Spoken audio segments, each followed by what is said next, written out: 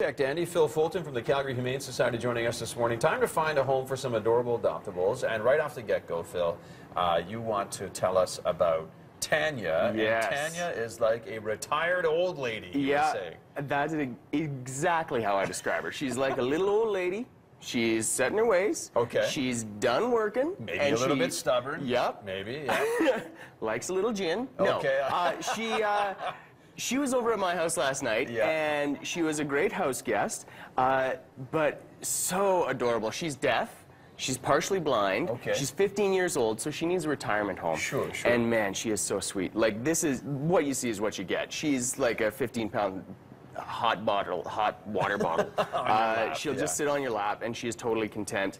At about 3 in the morning, I got to see this peeking over the foot of the bed. Nice. And so she does like to stay close and snuggle. Now you have a photograph of us, or for us, of Tanya.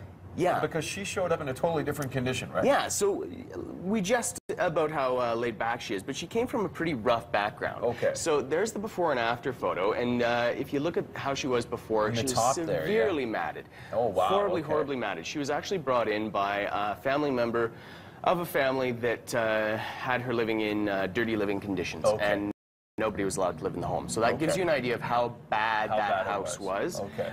Luckily, they realized we can't take care of her anymore. They did the right thing. They brought her in. We shaved her down.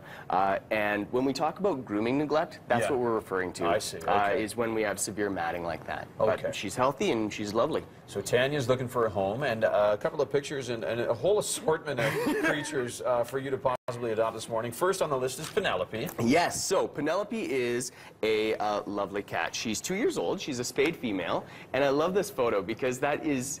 It's so her. She's a little princess, and she's really cuddly, likes the chin rubs and all that. Yeah. She was surrendered due to allergies. So she's been in a home with kids, but she does not like other cats. So she has to go to a home without other cats. She has to live solo. There exactly. You go. Next on the list is Ziggy. Ziggy's a rabbit. Ziggy, I love this rabbit. He's so funny. He's full of life.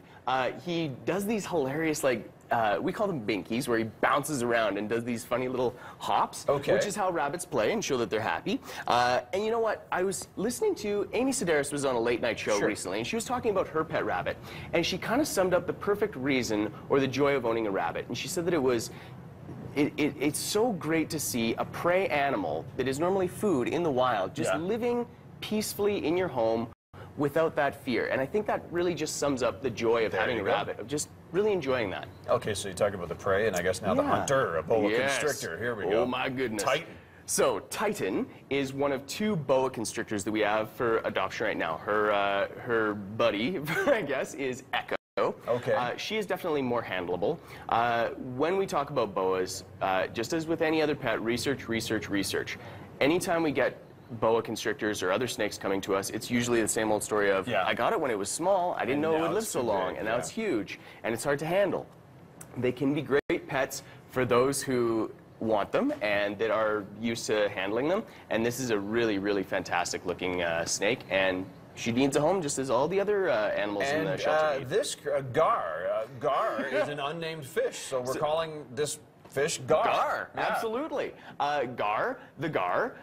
So that's a needle-nosed gar. It's for those that don't know, that's a freshwater fish. They can grow to be 3 feet long. They can be a huge fish. I've seen them snorkeling. They're pretty cool looking. Yeah, and they're really elegant too. And so the home for that gar, as with all of the other fish that we have, and we do have cichlids and other freshwater fish and plecostomus and oscars, is somebody that knows fish and has an aquarium. And if you're looking for a gar, because it is a pretty exotic species, you can come down to the shelter. There you go. Full links on our website, breakfasttelevision.ca. Looking for Tanya, a home for Tanya, and all the creatures we highlighted today.